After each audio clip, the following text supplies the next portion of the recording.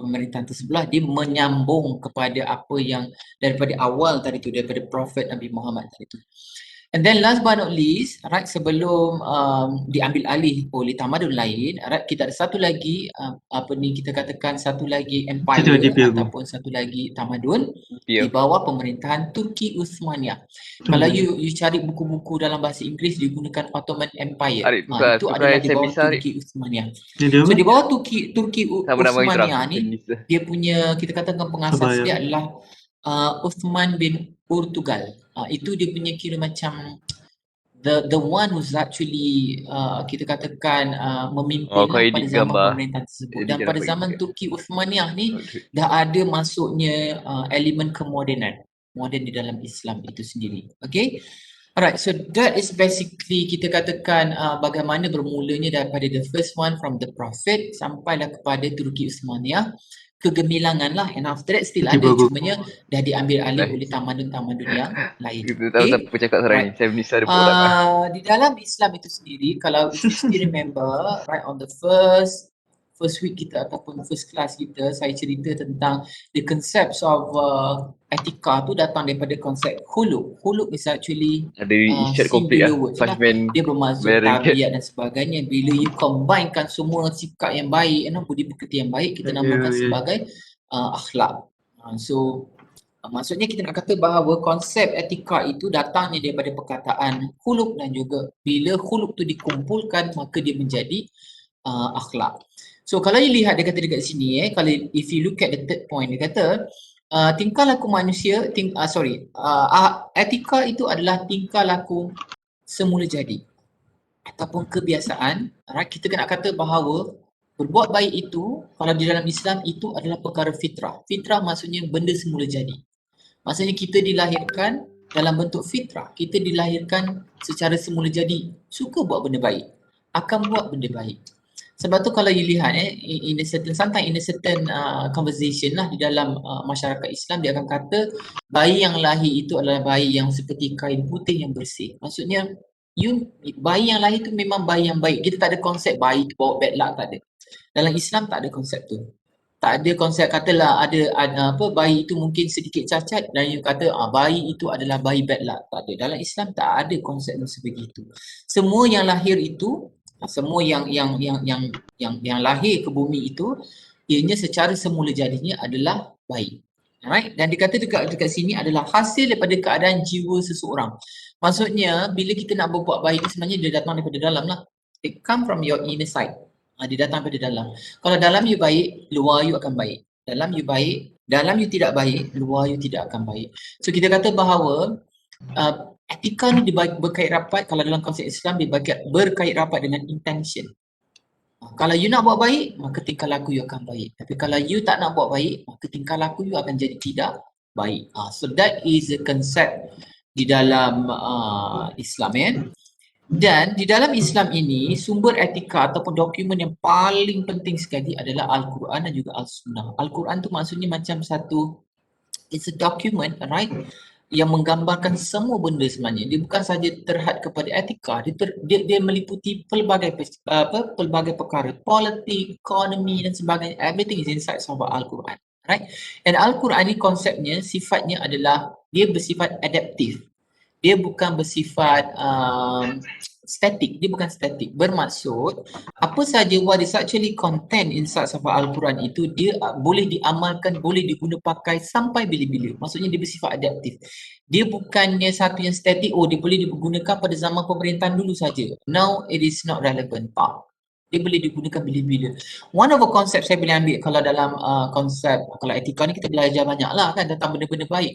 Kalau dari segi konsep ekonomi tentang konsep riba, itu telah dinyatakan dalam Al-Quran. Riba itu tidak dibenarkan di dalam di dalam urus niaga dan sebagainya. So benda tu daripada awal lagi dah ada. Right? Cuma sekarang kalau you tengok betul-betul, if you look at now, right, in economy system, especially in banking system, kita ada dua kan banking, Islamic banking dan juga kita ada conventional banking. So dalam Islamic banking dia tak ada riba lah. Dia tak ada riba, tetapi sesedari walaupun tak ada riba, dia akan adalah keuntungan. Cumanya kalau if you go for the conventional, biasanya dia akan fluctuate kan dia punya interest rate. Tapi kalau untuk Islamic right? You go for Islamic banking ke Islamic loan ke, right? So normally dia takkan ada fluctuate interest takkan ada. Sebab benda tu consider sebagai riba. So maksudnya saya nak kata bahawa benda tu daripada zaman lama-lama dulu dah ada. Tapi still lagi boleh digunakan sehinggalah kepada hari ini. And al-sunnah actually adalah daripada Prophet Nabi Muhammad tadi, right? Dari segi cara berfikirnya, tingkah lakunya, tindakannya, itu dikumpulkan dia menjadi al-sunnah. Alright, so dua benda ini adalah dua benda yang sangat-sangat penting untuk guide orang Muslim, alright? So Muslim lah, untuk guide Muslim on how to behave ethically. Alright, so semua itu dinyatakan di dalam dua dokumen ataupun dua sumber yang besar ini. Okay, right. So Islam itu dia kata dekat sini etika itu bukanlah hasil timbang tara pemikiran dan kebijaksanaan manusia biasa. Maksudnya kan saya dah kata tadi sumber asas kita kepada etika tu is actually coming from the Al-Quran dan juga Al-Sunnah. Jadi kita kata bahawa etika tu bukan datang disebabkan oleh pemikiran kita. Dia sebenarnya datang daripada guideline. So how we are going to get the guideline tu daripada Al-Quran dan juga Al-Sunnah tadi tu. Al-Quran dan Al-Sunnah is actually coming from God, which is passed through from the messenger lah. Messenger tu from our prophet and from our nabi-nabi dan juga kita punya rasul. Alright. So kalau kita katakan tentang konsep nabi dan juga rasul ni kalau ikut pada hadis pada Imam At-Tabrani kalau lihat betul-betul untuk rasul ni kita sebenarnya rasul apa beza nabi dengan rasul pula? Rasul is basically someone who are going to preach to others. Nabi tu dia akan menerima ajaran tu daripada from the God, alright, and then dia akan terima. Tapi for Rasul dia akan menyampaikan sekali. So di dalam mengikut daripada hadis daripada Imam Al-Tabrani tadi, untuk Rasul kita ada 312 berdasarkan pada catatan yang diberikan. Dan kita wajib untuk, especially for Muslim Muslim you wajib untuk mempercayai 25 tu adalah yang you kena wajib percaya, right? Dan daripada 25 ni ada 5 yang dinamakan sebagai ulul azmi. Ulul azmi tu maksudnya konsep Rasul tadi adalah kita katakan dia adalah messenger yang bukan untuk dirinya saja tapi dia akan memberikan kepada orang lain. Ulul azmi itu maksudnya Rasul yang menerima banyak cabaran dan mempunyai keistimewaan yang berbeza berbanding dengan 25 Rasul yang berbanding dengan 20 Rasul yang kita perlu yang daripada 25 yang wajib dipercayai tadi. So 5 tu ada yang kita katakan sebagai ulul azmi.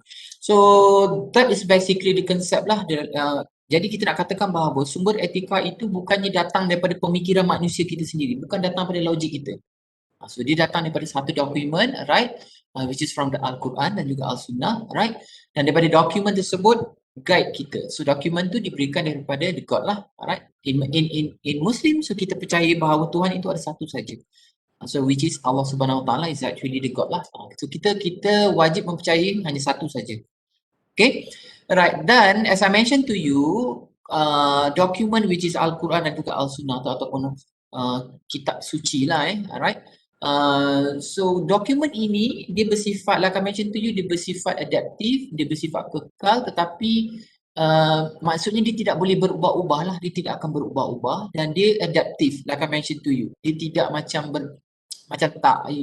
kita tak boleh kata macam okay, Al-Quran dan Al-Sunnah nowadays which is something which is absolute dan sebagainya. Benda itu tidak berlaku kerana ajaran di dalam tersebut ataupun maklumat yang diberikan di dalam Al-Quran dan juga Al-Sunnah itu dia bersifat adaptif. Dia boleh melangkaui zaman lah.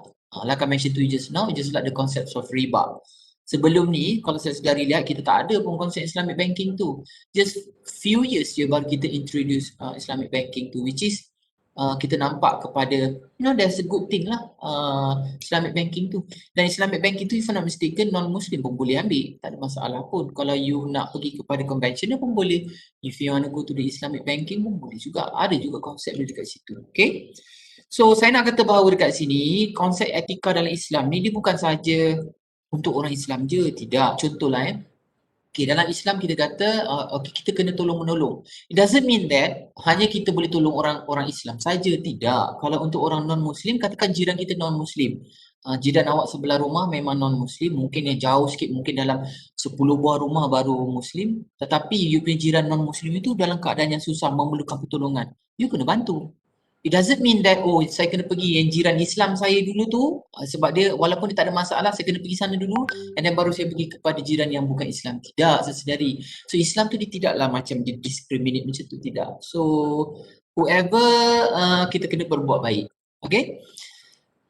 Okay, so next, the other concept yang sangat penting kita namakan konsep Tauhid. Okay, Tauhid like I mentioned to you, Tauhid is, kalau you tengok pada simbol tu maksud satu lah. Alright, konsep Tauhid tu kita percaya bahawa ada satu Tuhan, iaitu Allah Subhanahu Wa Taala, dan Tuhan ini yang wajib kita sembah. Sembah tu in a sense of bermaksud kita kena mengikuti ajarannya. Mana dapat ajaran tersebut? Daripada Al-Quran, Al-Sunnah, dan kita kena menjauhi ataupun we have to prevent ourselves to do something which is bad lah. We call it as a larangan lah.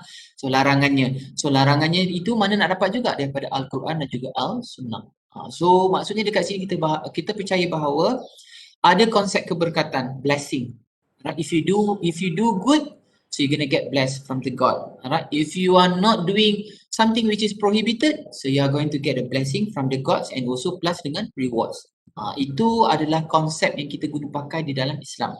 Dan saya yakin mana-mana agama sekalipun perkara yang sama. You buat baik, you dapat baik. You buat buruk, you dapat buruk. Dan kalau boleh, memang jangan lakukan benda yang buruk.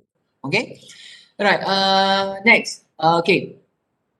So bila kita nak menceritakan tentang konsep di sini so konsep whereby tentang konsep tauhid, kita percaya pada Tuhan itu satu dan kita percaya bahawa buat baik maka you dapat ganjaran, alright, dan you have to prevent yourself to do something which is bad, alright. So dekat sini dia kata, alright, ada konsep taat. Taat kepada Allah itu iaitu konsep tauhid tadilah, maksud kita percaya bahawa satu Tuhan itu merupakan satu isbat. Isbat tu dalam bahasa mudah dia lebih kepada satu peraturan. Right? So kita taat apa? Taat kepada perkara ini sesedari. Taat kepada benda yang patut kita buat dan benda yang patut kita jauhi. So that's a concept of isbat lah. Dan dalam konsep isbat tu juga maksudnya kepatuhan itu dia ada dua konsep. Kalau you buat baik, you dapat insentif. Kalau you membuat sesuatu larangannya, dah dilarang tapi you buat, you akan dapat penalty. So that is a concept, insentif dengan penalty. Apa contoh insentif tu? For example, you dapat blessing, you dapat rezeki. Rezeki in a sense of, rezeki ni bukan saja duit tau. So rezeki it could be in terms of you punya kebijaksanaan, alright? Rezeki tu in a sense of masa you yang cukup, kesihatan tubuh badan, alright. So that is basically a rezeki lah, alright. Sebab bila kita cerita tentang insentif ni, kita tak boleh letak, kalau dalam Islam lah kita tak boleh letak dari perspektif duit je. Tapi you kena lihat daripada bukan duit. Okay, what would be the examples of a non-monetary incentive? Macam saya katakan tadi lah, kesihatan. Kesihatan bukan you boleh nilai dengan duit. Cumanya katakan kalau you nak bandingkan, orang yang sakit, alright, say for example lah kita sakit, kita pergi hospital. Hospital nowadays guys, if you guys go to the common hospital, biasanya dia punya consultation fees, you cakap dengan doktor tu RM25. You cakap je, belum lagi ubat. Bila you masuk pada ubat, it depends lah apa sakit you. Katakan kalau sakit you tak apa-apa, setakat demam sebagainya, it could be 50 to 100. Itu maksudnya kita katakan insentif lah. Kenapa perkara tersebut berlaku? Mungkin kita tidak menjaga kesihatan kita. Mungkin kenapa kita tak menjaga kesihatan kita? Mungkin kita ada buat benda yang tidak baik. Mungkin. Right? So sebab tu bila you buat benda yang tidak baik, maka you akan dapat lah. We call it as a penalty lah. So that would be example. Itu kalau you pergi normal punya klinik. If you go to the pakar, sekali you cakap dengan dia, the consultation fee is about 100 to 150. You cakap je. You belum lagi dapatkan ubat. So maksudnya saya nak kata bahawa konsep kesihatan itu juga kita boleh katakan sebagai insentif lah. Kalau kita tidak sakit, maksudnya kita tak perlu nak spend duit. Tapi kalau kita sakit, tak nak spend duit pun boleh. Tapi kita terpaksa suffer lah. So lagi lama you suffer, mungkin lagi teruk lagi you punya penyakit. So that's why kita cuba untuk berbuat baik supaya kita mendapat blessing dan juga rezeki in a sense of kesihatan tubuh badan. Okay. Right, next kita ada contoh penalty. Okay, contoh penalty kita percaya bahawa contoh you rasa tak tenang. Pernah tak kadang-kadang kita fikir, kadang-kadang kita buat benda yang mungkin tak baik lah kita contohlah kita menipu ke, mungkin menipu tu tidak besar lah, tapi maksud saya bukan menipu sampai menipu menyebabkan kerugian berjuta-juta, tidak. Mungkin kita menipu pada diri kita sendiri. Contoh, simple je. You kata, okay, pukul 10 malam nanti saya nak tidur lah. Sebab besok nanti saya nak bangun pagi. So, tapi you mungkin kita katakan mungkin you ada etika yang kurang baik, you tengok social media you dan sebagainya, dan you drag sampai pukul 1. And then pukul 6 nanti ataupun pukul 7 nanti you nak bangun pagi ni kan. Nanti you akan rasa macam masalah. Macam mana ni nanti kan tak boleh bangun pagi ni, macam mana nak tak payah pergi kelas lah ataupun masuk lambat lah kelas ni, cakap je lah internet problem, tapi sebenarnya saya tidur lambat. So sebenarnya dalam hati you rasa macam takut. Takut sangat nama you kena panggil ke, takut sangat nama you kena petik ke dengan lecturer ke. So do you rasa macam tak tenang, tak happy. So this is what I'm saying to you lah. This is contoh-contoh penalty lah. Right? You rasa macam tak happy. Okay. Contoh yang lain, say for example you are doing your assignment kan. Bila you do your assignment, I'm pretty sure that you do have a deadline. Bila kawan-kawan kata, okay hari ni deadline kita semua orang mesti hantar. You hantar, tapi you hantar mungkin kerja you tak okay lah. Maksudnya you buat last minute memang tak okay. And then apa yang you rasa adalah you rasa macam tak happy, macam risaunya nanti ketua saya panggil saya, macam mana saya nak buat ni, saya dah tak ada masa nak buat lagi ni. So you rasa tak tenang. So that would be the examples of a penalty. Okay, dia tak semestinya penalty tu you kena involve in accident ke, you luka ke, ataupun you terlibat kemalangan ke, ada kematian ke, itu tak semestinya lah penalty sebegitu. Tetapi penalty kadang-kadang yang melibatkan jiwa, dia jauh lebih susah untuk kita nak handle. You rasa tak tenang jiwa you, right? You rasa macam tak happy. So because of what you are doing something yang tak sepatutnya. Okay, so konsep isbat tadi, kepatuhan tadi lagi diperkukuhkan dengan konsep yang dikatakan bahawa Allah itu, which is a God, right? Dia boleh melihat. Maksudnya benda yang buat bersembunyi ataupun benda yang you buat secara jelas. Kalau jelas tu maksudnya kalau you jalan dekat luar ke apa, jelas lah kan. Kalau bersembunyi mungkin you kata, oh saya nak duduk dalam rumah, saya nak duduk dalam bilik, saya nak duduk dalam saya punya blanket dan saya nak buat benda jahat. Tapi dalam konsep isbat ini sendiri, Allah itu maha melihat. Maksudnya dia boleh lihat semua benda. Dia see through lah everything. Alright? So maksudnya, kita nak kata bahawa dekat sini, apa saja yang kita buat, especially orang Islam, benda itu akan dilihat dan akan dinilai. Sebab nanti kita ada konsep penalty dengan insentif tadi. Okay? So dekat sini kita nak kata bahawa, sama ada you buat benda tu secara jelas, terang-terangan, ataupun you are doing it in a hidden way, semua itu akan dinilai. Tak ada yang akan terlepas. Kalau orang Islam yang betul-betul, maksud saya, memahami konsep ini, maka mereka tidak akan membuat perkara yang tidak baik. Sebenarnya dia punya guideline senang je. You follow dia punya ajaran dan you tinggalkan dia punya larangan, and everything will be okay. Tapi konsep itu sendiri nanti kita akan tengoklah, sebab ada perkara-perkara lain yang akan mempengaruhi kita ni daripada berbuat baik untuk membuat perkara yang tidak baik. Okay, so nanti kita akan tengoklah konsep itu di dalam prinsip-prinsip Islam. Okay, alright. So now up to this, is there any question from you? If you have a question, just like this. If you don't have any question, do like this. Okay, katakan kalau if you macam tak faham apa ni doktor, can you explain it again? You bagi tahu je, you type saja, nanti saya cuba explain dalam bahasa yang mudah. Because I'm worried might be I'm using some of the terms yang mungkin lah untuk orang non-Muslim mungkin rasa macam tak familiar lah. Tapi you just let me know and I'll try to explain to you in simple way. Okay, apa prinsip-prinsip utama dalam etika Islam ini? The first one dia kata, etika itu selari dengan fitrah manusia. Remember that I mentioned it to you, di dalam Islam kita kata bahawa semua orang dilahirkan dengan semua orang itu adalah baik lah, dilahirkan baik. Itu konsep dalam Islam. Semua orang dilahirkan ataupun mempunyai memang baik. Maksudnya dia nak benda yang baik. Dia nak buat benda yang baik. Dia tak suka buat benda yang tidak baik. Itu secara fitrahnya lah. Like I mentioned to you tadi kan, macam bayi yang baru lahir adalah bayi yang macam, we call it macam kain putih, you bersih, you tak ada apa-apa. And it depends on you, how you are going to, you nak design you punya kain tu. You nak macam mana, you nak design pelangi ke, you nak design hitam ke, ataupun apa je lah. So you design it by yourself. Tetapi macam mana you design tu? Kadang-kadang disebabkan oleh, so that look at the point number 3, disebabkan oleh perkara-perkara yang tidak baik, we call it as a sayyiat. Sayyiat tu ataupun sikap-sikap tak baik tu kadang-kadang bukan disebabkan diri kita. Kadang-kadang disebabkan persekitaran kita, kadang-kadang mungkin disebabkan rakan kita, kadang-kadang mungkin disebabkan keluarga, kadang-kadang mungkin disebabkan oleh masyarakat. So that is how we call it as a agent-agent social. Yang itu yang kadang-kadang mempengaruhi kita untuk membuat perkara yang tidak baik. Kadang-kadang lah, saya tak katalah semua, tapi kadang-kadang. Say for example katalah you rasa macam yes, I guess everybody know it, right? Dalam university ni, 80% is compulsory. It's compulsory for you to attend the class. The remaining 20% tu is up to you lah, you nak datang ke you tak nak datang, betul tak? Tapi nanti mungkinlah you rasa macam you kata, okay, this semester saya nak datang lah semua kelas, saya tak nak lah ponting-ponting kelas, you rasa macam tu. Tapi mungkin kawan dia kata, alah sehari belum pakai pun 20% you tu. You daripada untuk hadir, and after that might be because of you punya agent social awak tu, which is your friends, at the end of it you pun macam terikut. Akhirnya you pun ponteng. Bila you ponteng tu pula, pada hari kejadian tu ada pula quiz. So you missing lah benda tu.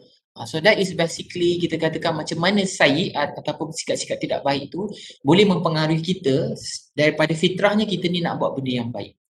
Okay, so number 4 dia kata you berakhlak baik, biasanya hati you akan rasa lebih calm berbanding dengan you buat, berbanding kita semualah, kita semua buat benda tidak baik, kita rasa macam something which is missing lah, ada benda yang macam kita tak happy, ada benda kita rasa macam I have to do something good kot, macam tu. So that is basically kita katakan di dalam konsep yang keempat ni lah. Okay, right. Okay, yang kedua, okay, this is example lah, this is examples of kita berbuat baik lah, maksudnya manusia, kita semua suka kepada kebersihan. Saya tak tahu lah, saya rasa ada ke yang tak suka kepada kebersihan? You nak datang kelas, baju you kotor-kotor, baju you bau busuk, ada ke? Ada macam ni, tak ada macam ni. Saya rasa mana-mana agama ataupun mana-mana orang lah kot, Melayu ke, Cina ke, India ke, Sabah Sarawak ke, datang kelas mesti nak bersih. Walaupun okay, you must understand, sometimes some people they always think bersih tu maksudnya mesti benda yang baru sepanjang masa. Tak adalah macam tu sesedari. Kadang-kadang I do understand as a student, sometimes you bukan nak buat fashion show, nak ada baju sampai 30 pasang sampai untuk 1 bulan tu tak ada baju yang sama. Alright, sometimes baju you sama, tapi we do understand bila you baju yang sama, maksudnya lepas you pakai, you akan basuh. Nanti you pakailah balik. So that's the concept of kebersihan. Kebersihan doesn't mean that semua nak kena baru. Tak semestinya lah, say for example untuk 1 minggu saya ada 7 hari. Setiap hari tu saya mesti ada baju yang berbeza-beza. Saya tak boleh pakai baju yang sama.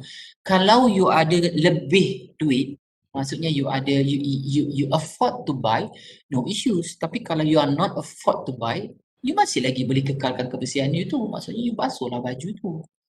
So that's a concept lah. Orang selalu confuse. Kalau bersih je dia mesti nak baru je. Baru tu in a sense of mesti berbeza-beza. Tidaklah sesedari. It doesn't mean that way. I'm used to be a student as well. Saya tahulah macam mana student macam mana kan. It's impossible lah katalah untuk 3 minggu ataupun 4 minggu baju saya mesti berbeza-beza. Unless if you afford to it, that should be okay lah. If you are not afford, pakai je lah apa yang ada, tapi you pastikan dia bersih je lah. So that would be the example lah. Maksudnya manusia ini, kita semua ni nak kebersihan. Okay. Alright. Contoh yang lain. Okay, next kita pergi kepada konsep yang kedua. Dia kata dekat sini, etika itu selari dengan agama ataupun ad-din, right? So kita tadi dah fahamkan konsep kalau orang buat baik dan juga orang buat buruk. Cumanya di dalam agama ini dia kata bahawa kalau orang buat baik bermaksud orang itu berjaya menunjukkan bahawa iman dan agama Islam ni lah. Contoh kalau menjaga kebersihan. Jadi bila orang tengok walaupun dia ni mungkin dia bukanlah orang yang senang, bukan orang yang kaya, tapi everything tersusun, bersih dan sebagainya, dan orang akan kata bahawa bagus orangnya, right? Dia betul-betul memahami konsep agama dan juga iman dia tu maksudnya ketakutan dia kepada membuat perkara yang buruk lah. Sebab tu dia berakhlak baik, dia menjaga kebersihan dan sebagainya. Sebaliknya, kalau orang yang melakukan benda-benda yang jahat, benda-benda maksiat, benda-benda yang tidak baik, right? Dia menunjukkan bahawa orang tersebut lemah dari segi imannya, maksudnya dia tidak takutlah kepada God dan juga kepada agamanya. Agamanya menggambarkan ataupun agamanya tadi membenarkan bahawa kita ni semua kena buat benda baik. So that is the thing lah. Alright. Cuma saya sedari kena faham, kita tak boleh buat generalization. Generalization is something which is no lah. Mungkin you tengok seorang je ni macam ni, then after that you kata, oh dia ni tak bagus. Dia punya agama semua tak bagus. You tengok kat seorang je. Tak boleh lah macam tu sesedari. You have to look at collectively lah. Right? Sebab tadi ada konsep sayyiat tadi tu. Konsep sayyiat tu kadang-kadang menyebabkan adalah satu dua penganut yang mungkin membuat sesuatu benda yang tidak baik. At the end of it, you generalize, oh semua yang menganut agama tersebut semua tak baik. Tak boleh lah sedari-sedari macam tu. Itu salah lah. Alright. Okay, sebagai saya bagi contoh, kalau macam dalam Islam, alright, alcohol is no. Maksudnya you tak boleh minum alcohol lah. Kalau untuk Buddha, you boleh minum tak? Chinese? Boleh tak bagi tahu dengan saya dekat chat section ni? Untuk Buddha, is it allowable for you to drink alcohol? Sebab saya tak ada idea lah tentang perkara tersebut. Some just like this, some just like this. Okay. Ada yang begini, ada yang begini. So please correct me if I'm wrong ya. Mungkin saya rasa pengambilan alkohol itu kalau ianya melibatkan keagamaan, that one is allowable tetapi mesti berpada-pada. Am I right? Maksudnya bukanlah kau ambil, bukanlah you nak minum alkohol tu sampai you mabuk dan akhirnya you menyebabkan kerosakan, you langgar orang, you mati orang. Bukan kan saya rasa, tapi dia lebih kepada untuk acara keagamaan. It is allowed tapi untuk acara keagamaan. So that is the thing lah. Okay, right, thank you very much. Okay, so itu adalah daripada perspektif agama yang lain lah. Dalam agama Islam memang tak boleh kalau Muslim, if you guys Muslim and non-Muslim, if you see Muslim taking alcohol, minum alkohol dan sebagainya, right, you boleh report lah kepada majlis agama. Majlis agama Islam. That one is not allowable. Ianya adalah tidak dibenarkan sama sekali. Alright, orang Islam tidak boleh. Okay, kalau you jumpa, you report je. You ambil gambar dan you report kepada majlis agama. Okay, cumanya majlis agama ni guys, dia yang bergantung kepada negeri. Dia berbeza-beza. Sebab urusan yang berkaitan dengan agama itu adalah urusan di bawah kerajaan negeri. So, urusan yang berkaitan dengan agama itu tidak boleh diguna pakai secara keseluruhan. Setiap negeri itu dia berbeza-beza urusan agama dia. Okay, cumanya kita katakan bahawa walaupun ianya berbeza-beza, right, tetapi konsep asas iaitu mengikut kepada ajaran agama Islam itu masih lagi penting. Okay, alright. Next kita ada, dia kata kat sini, etika itu melibatkan dua dimensi sikap manusia. Mana manusia ni kita ni memang ada dua dimensi lah. Satu buat baik, sikap positif, satu lagi sikap negatif. Dan kedua-dua ini telah ditunjukkan dalam dokumen yang saya katakan tadi, di Holy punya dokumen, iaitu di dalam Al-Quran. Example kalau contoh dimensi positif ni, dia ada tentang ilmu pengetahuan, dia ada tentang wacana intelektual tu, maksudnya you berbincang secara intelektual untuk menambahkan lebih you punya pengetahuan. Dan dia kata kat sini banyaklah karakter-karakter semula jadi yang baik. Tidak mengambil riba, sentiasa tolong menolong. Semua tu is stated inside Al-Quran. Kalau dimensi negatif dia pula adalah contoh, ini yang termaktub dalam Al-Quran jugalah, you berlaku zalim, you terburu-buru, maksudnya when you are doing something, you tidak berfikir dengan jelas, right? You berbalah it means like you bergaduh, right? You berputus asa dan sebagainya. Semua ini disebabkan oleh nafsu jahat. Nafsu jahat tu maksudnya kita punya keinginan lah. Keinginan ni ada baik, ada jahat lah. So keinginan yang jahat tu kenapa ianya berlaku? Ia disebabkan oleh ejen-ejen sosial tadi tu. Alright, so get back to the concepts of whereby bayi yang lahir ini adalah satu kain putih, maksudnya bersih, right? So keinginan ni pula yang akan ganggu dia pula lah, sama ada dia nak buat baik ataupun dia nak buat buruk. So macam mana nak pastikan keinginan tu sentiasa baik? Then you kena patah balik kepada konsep tauhid dan juga konsep iman tu tadi. So maksudnya you percaya bahawa Tuhan itu satu dan Tuhan itu akan melihat semua benda. Kalau tu, dan dia akan pergi baliklah pada dimensi positif. Tapi kalau you percaya bahawa tak apalah, saya buat jahat sekali je, nanti lepas tu saya buatlah baik, nanti you akan pergi kepada dimensi negatif. Okay, dan konsep yang keempat, so this is example Zahid lah, kita tidak boleh menindas orang lain. So it is not allowed lah, dalam Islam itu sendiri tidak boleh menindas orang lain. Okay, and this is the next prinsip etika di dalam Islam.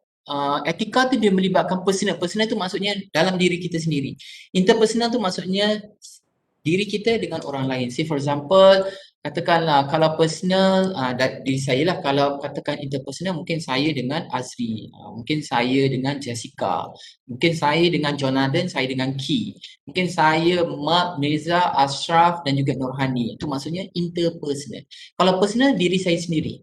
Okay, so etika kalau melibatkan personal dia lebih kepada you nak pastikan keinginan you sentiasa baik lah, keinginan you sentiasa positif. So biasanya apa kita buat, we call it as a penyucian diri ataupun tazkiyatun nafs. Maksudnya kita nak bersihkan diri kita daripada benda-benda yang tidak baik. Macam mana nak bersihkan diri kita daripada benda yang tidak baik? Satu, dengan ada knowledge. Kena ada knowledge. Maksudnya bila nak buat sesuatu, you kena fikir, oh benda ni adalah tidak baik, benda ni adalah baik. Kalau macam mana pula nak tahu benda ni baik ataupun tidak baik? You kena ada pengetahuan lah. Alright? Dan yang kedua dia kata adalah kerohanian jiwa. Kerohanian jiwa tu maksudnya kalau in Islam ataupun in dalam konteks Islam kita kena sentiasa berzikir lah. Zikir is like you memuji-mujilah kepada Tuhan, which is the God, right? You memuji-muji Tuhan dengan intention adalah bila you memuji Tuhan maka you tahu bahawa Tuhan sentiasa melihat awak dan Tuhan akan mengadili apa saja yang awak buat. Jadi kita pada masa yang sama kita akan rasa takut dan kita akan buat benda yang baik. So that's a concept lah. That is how we call it as a kerohanian jiwa lah. Right? Cuma dia adalah cara-cara dia. Contohnya kalau for Muslim you akan right, say for example you membaca Al-Quran dan sebagainya. Itu semua adalah contoh-contoh macam mana you nak cleanse your kita punya jiwa supaya tidak macam nak melakukan keburukan lah. Okay? Right. Okay, so that is actually 4 prinsip. So now kita akan lihat kepada nilai-nilai etika. Saya rasa nilai-nilai ni banyak ada kat mana-mana sekalipun, cuma di dalam Islam ianya ditekankan lah. Okay, the first one kita katakan sebagai amanah. Amanah maksudnya, amanah ni guys, benda ni nampak simple, tapi bila nak buat kadang-kadang dia boleh menjadi sangat susah. Amanah, contoh, saya kata dengan saudara-saudara semua, okay, saya amanahkan semua ketua untuk monitor you punya group leader you, group members you. So I give you amanah to you, maksudnya you kena berlaku adil lah kepada semua orang yang ada dalam tu. Maksudnya you kena pastikan bahawa when you lead the groups, right, everything it must be in a good way. You bagi maklumat, semua orang dapat maklumat yang sama. You bagi tugasan, semua orang dapat tugasan yang pemberatnya hampir sama. Right, tak bolehlah macam, oh saya kenal awak baik dengan saya, awak tak payah buat kerja lah, awak buat kerja sikit je, saya bagi kat orang lain. Tu you tak amanah lah. So that's a concept of amanah lah dalam Islam. So secara bahasanya amanah tu maksudnya aman, damai, tenteram, selamat dan harmoni. Kenapa kita kena amanah? Sebab biasanya amanah ni melibatkan kuasa. It is related with the power. If you misuse ataupun if you menyalahgunakan kuasa, so kita risau at the end of it nanti kita akan datang masalah lah. So that is basically amanah. Okay. Dan dikata dekat sini juga bahawa tanggungjawab kepada seseorang yang berhak menerimanya. Maksudnya tak semua orang boleh dapat amanah ni. Kita akan tengok dia punya personality dulu. Sama ada you boleh memegang amanah ataupun tidak. Dan dipercayai agar ia tidak diabaikan. Maksudnya you tidak macam simply macam mengabaikanlah power yang kita beri pada awak, tanggungjawab kita beri pada awak sebagainya. So kita kena amanah if in among the Muslim amanah kepada the first thing is our God lah. Itu adalah priority kita yang pertama lagi. And then after that we go for the Rasulullah, which is the messenger that I mentioned to you just now. Kita juga kena amanah pada diri kita sendiri. Dan juga kita kena amanah kepada orang lain. Apa contoh amanah pada diri sendiri? Contoh amanah pada diri sendiri, menjaga kesihatan diri. Maksudnya kalau you nak makan, makanlah berpada-pada. Kalau you nak melakukan exercise, lakukanlah exercise berpada-pada. That is amanah jugalah. Maksudnya God give you tubuh badan yang sihat, right? So you kena jagalah sampailah you nanti sampailah kita pasui kan, sampai kita meninggal dunia. Right? Maksudnya kita perlu menjaga amanah pada badan kita lah. So that would be a part of concept of amanah. Next, we do have a concept of tolong-menolong. Saya rasa semua orang tahu kot tolong-menolong ni. Like I mentioned to you, tolong-menolong sesama jiran pun is a part of it. Dan bukan saja nak kena tolong-menolong orang Islam saja. Kalau orang bukan Islam pun kita kena tolong. Kita tak boleh say for example, you see there's an accident and you see there is a Chinese or Indian lah. Suddenly you see that, oh, my lecturer says that kita kena tolong orang Islam je. Orang bukan Islam, yalah orang bukan Islam yang tolong. Tak boleh lah macam tu saudari. If you are the person who near to that particular victim kan, ataupun orang yang terlibat kemalangan, then you have to help lah. Kalau you tak tahu macam mana nak tolong pun, at least you call for the ambulance, right? You call for the ambulance and you wait for a while until the ambulance comes and after it, maybe you can leave.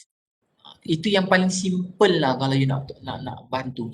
Bukan menolong in a sense of ambil gambar. Nowadays orang ni sekarang ni dia punya tolong adalah ambil video and then upload. Nanti dia bagi cerita separuh je kat social media. Lepas tu semua orang macam tanya itu, buat spekulasi apa semua. Dah dipersalahkan nanti, yang dipersalahkan nanti biasanya the victim tu lah. Ni victim ni maksudnya mangsa ni lah, tak betul lah mangsa ni drive laju lah. Tapi sebenarnya you ambil gambar, tak tahulah apa tujuan you ambil gambar untuk for that certain accident ataupun certain incident tu. I don't know lah why people nowadays, right, instead of they are helping others, they like to take a photo first or take the video first. Tak tahulah mungkin evidence agaknya kot, tapi saya rasa it is best kalau you tolong dulu, and after that you nak ambil video ke, you nak apa ke, pulang lah kot. So that would be the keburukan lah yang ada pada sekarang ni kita punya gadget kan. Kalau zaman dahulu saya sedari, if you have lah if you heard about, saya tak tahu lah you pernah dengar tak apa model-model telefon macam Nokia. Tak lah, you pernah dengar ke 3310 lah, itu zaman-zaman tu which is there is no camera pun, orang tak bother pun ambil kamera, ambil gambar semua ni pun. But nowadays because of the, we call it as a smartphone kan, ada gambar, ada video, ada kamera, right? So everybody just like they're competing each other nak menjadi yang pertama untuk menyampaikan bahan berita. Don't know why. Tapi mungkinlah satu keprihatinan, so that would be a good thing lah. Tapi kadang-kadang kita risau daripada keprihatinan dia jadi individualistic. Kenapa dia jadi individualistic? Because they want to upload inside of their social media dan dia nak dapatkan follower, dia nak dapatkan like, mungkin nak dapatkan attention. So that is the thing lah. Okay, so kalau contohnya pada zaman pemerintahan Rasulullah, right, so the prophets of Nabi Muhammad just now, contoh tolong-menolong dekat sini di antara kaum Ansar dan juga kaum Muhajirin. Mereka berhijrah lah daripada Mekah ke Madinah, alright. Maksudnya orang satu golongan atau community lah, kaum Ansar tu macam satu community lah. Satu community ini dia menerima community lain yang berhijrah daripada Mekah and Madinah. Is actually is a kawasan daripada Mekah mereka pergi ke Madinah, right, dan golongan Ansar ini telah menerima golongan Muhajirin. Menerima in the sense of what? Bila orang berpindah, you kena fahamkan kadang-kadang orang berpindah dia tak ada apa-apa, tak ada rumah, tak ada makanan dan sebagainya. Dalam konsep ini mereka membantulah, saling tolong menolong.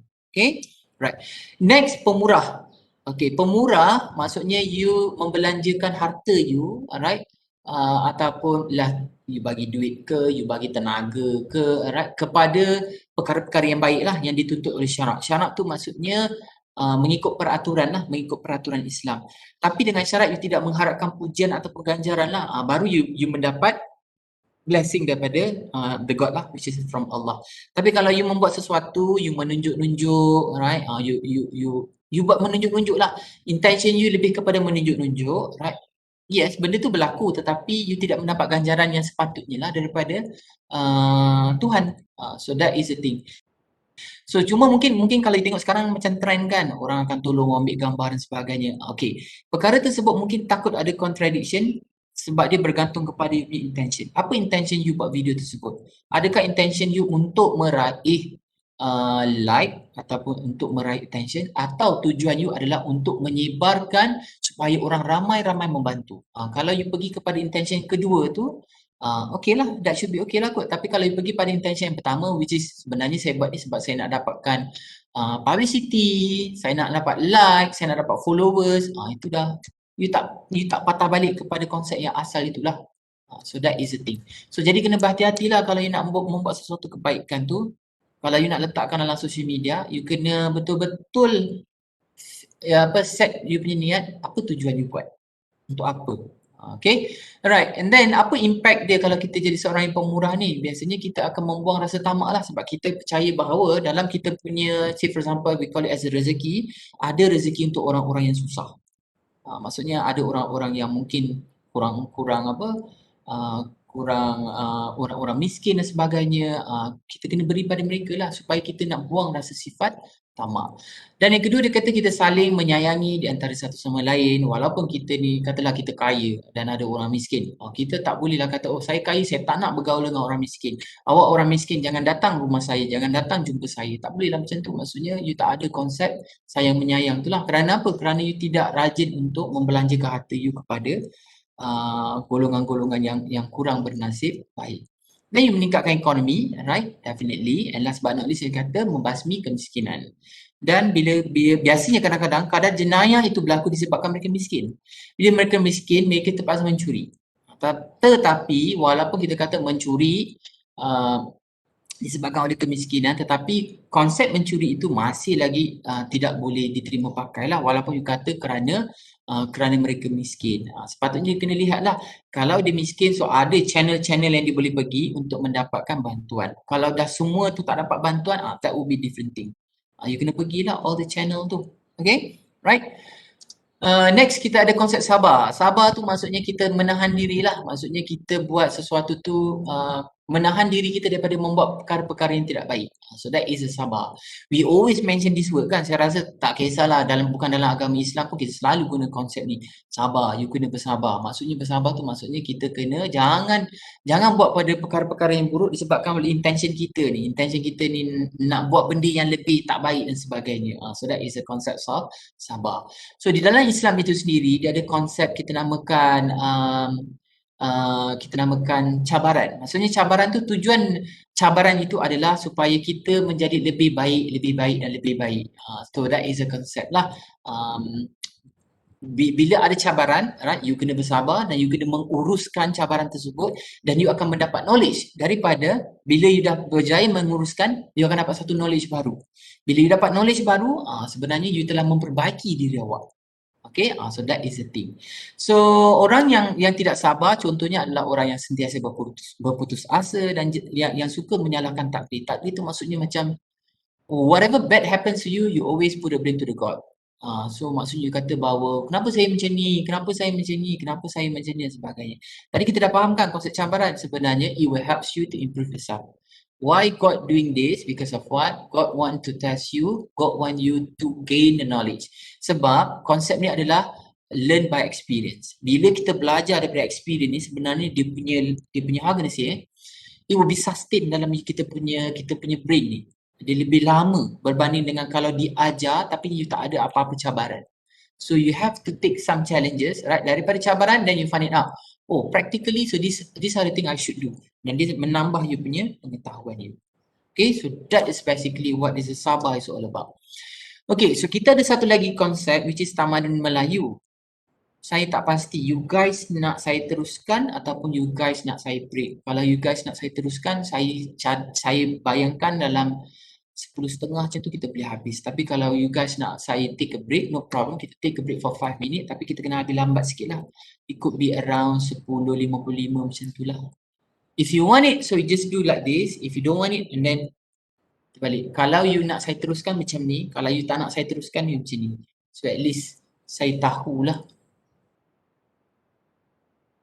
Okay, so kebanyakannya semua nak teruskan kot. Cuma dia katakan kalau say for example if you want to go to toilet, so you just let me know lah, type je dekat situ, doctor I'm going to toilet for a while, and then bila dah balik nanti you type balik lah. Sebab kadang-kadang saya akan tanya soalan kan, sebab takut nanti you tak ada. Okay, so let's go to the Tamadun Melayu. Okay, Tamadun Melayu. Okay, Tamadun Melayu ni sebenarnya adalah tamadun yang tertua dan paling besar lah. Dia tidak besar tapi dia yang paling tua. So kita namakan sebagai Archipelagic Civilization ataupun Nusantara. Nusantara tu dia sebenarnya melibatkan Indonesia, Singapura, Malaysia, sedikit bahagian Thailand dan sedikit di bahagian Irian Jaya ataupun Papua New Guinea dan ada sedikit dekat bahagian Philippines. So kita nak kata bahawa orang yang berada dalam gugusan Kepulauan Melayu tu, maksudnya Nusantara tadi tu, negara-negara yang saya sebut tu, sebenarnya kita asal daripada satu. Melayu lah asal daripada satu. Dan bermaksud kita ni berkongsi dari segi keturunannya, kita ni berkongsi dari segi adat budayanya dan kadang-kadang bahasa pun kita berkongsi. Sebab tu kalau you tengok, especially lah Malaysia, Singapura, Brunei dan juga Indonesia, bahasa kita ni lebih kurang sama je. Kalau you menggunakan bahasa yang standard, orang boleh faham lah. Menggunakan bahasa Melayu tu, orang boleh faham.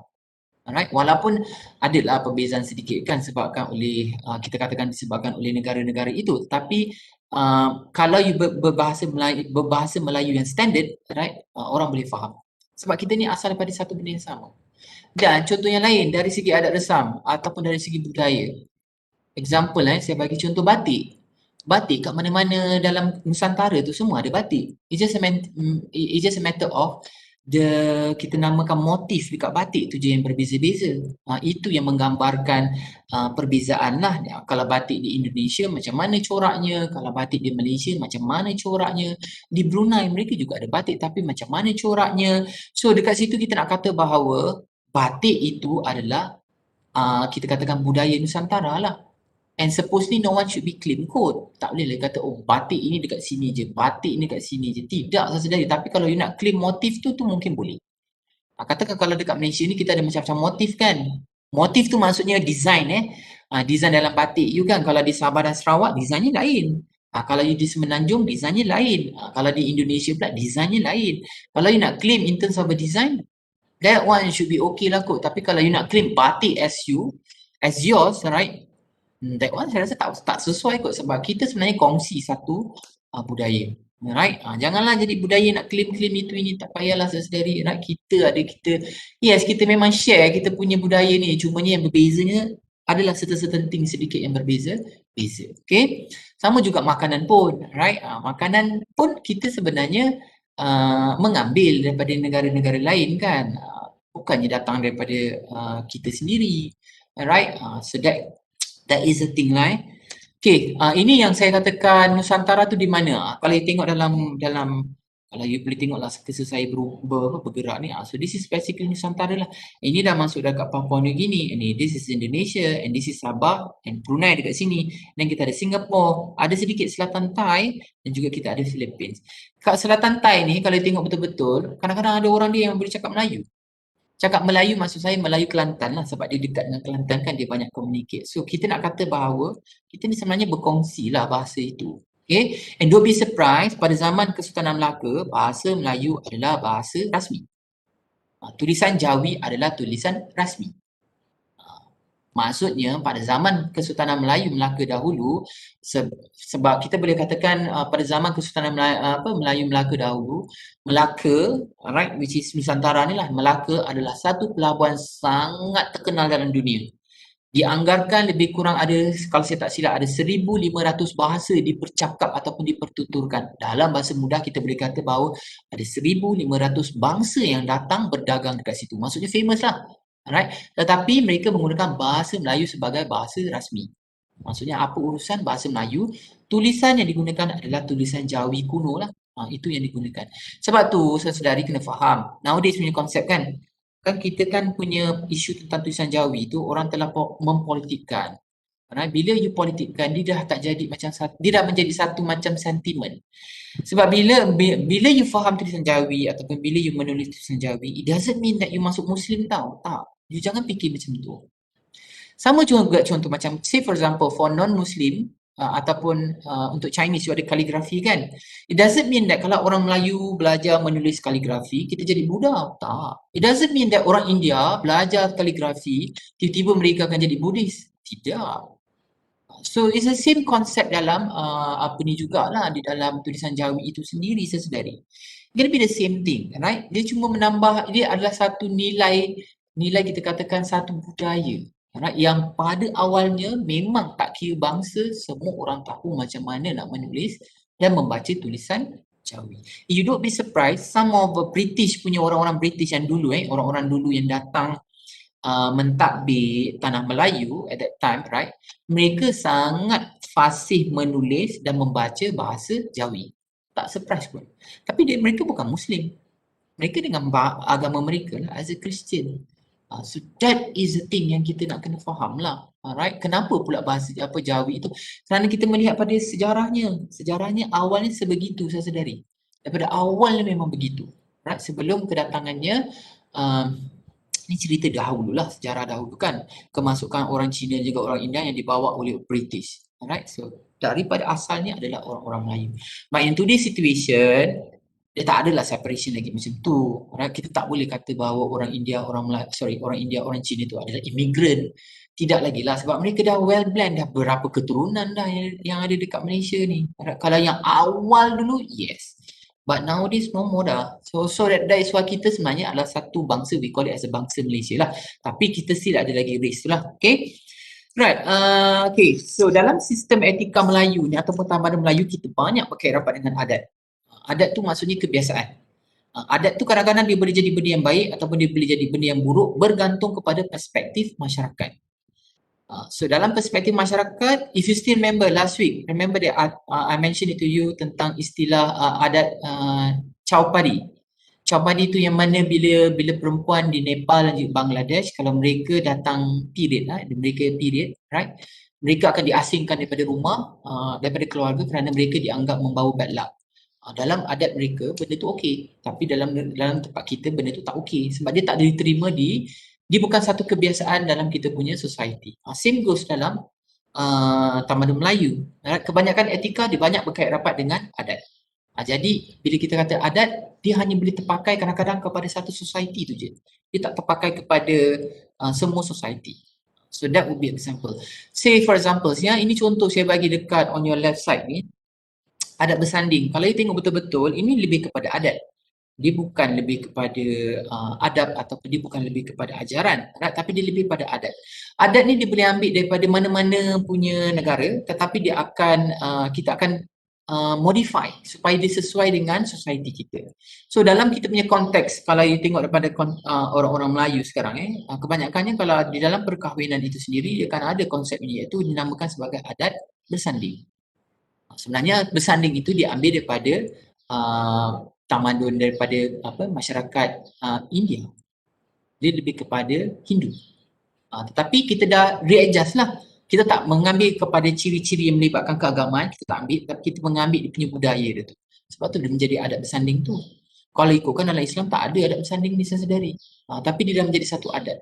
Selaginya ianya tidak bertentangan, that should be okay lah. Kalau dia bertentangan tak okay lah. Contoh, you nak bersanding, you tak ada duit. Tapi you nak buat grand-grand. Maksudnya you nak spend duit yang banyak lah. Spend duit sampai 30,000 khas untuk you punya pelamin saja. Lepas tu you tak ada duit, you pergi buat pinjaman.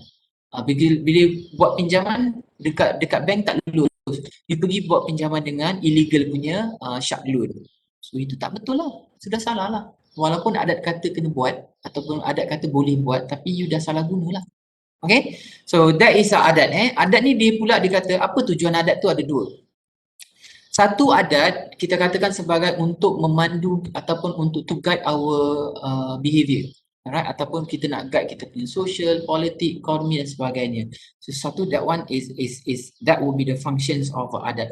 The second function dia kata adalah dia lebih kepada bila you buat sesuatu adat itu dalam bahasa yang mudah you akan diterima di dalam society. Society akan menganggap okay you are part of us. So that's why you are doing this. Lebih kurang macam itulah. Lepas tu bila society menerima awak, maka you tak adalah mendapat tentangan ke, you tidak dipandang serong ke oleh society you. So that would be the second one. So ada dua lah. Maksudnya satu dia akan guide our behavior, the politics, social economy dan sebagainya.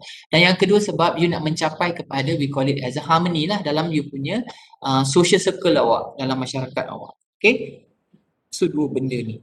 Contohlah I give it example, Muslim cuba jawab. Ataupun Melayu lah Muslim. Melayu cuba jawab. So dalam kita punya, dalam perkahwinan kalau orang Melayu, dia berkahwin, dia bermula dengan adat merisik.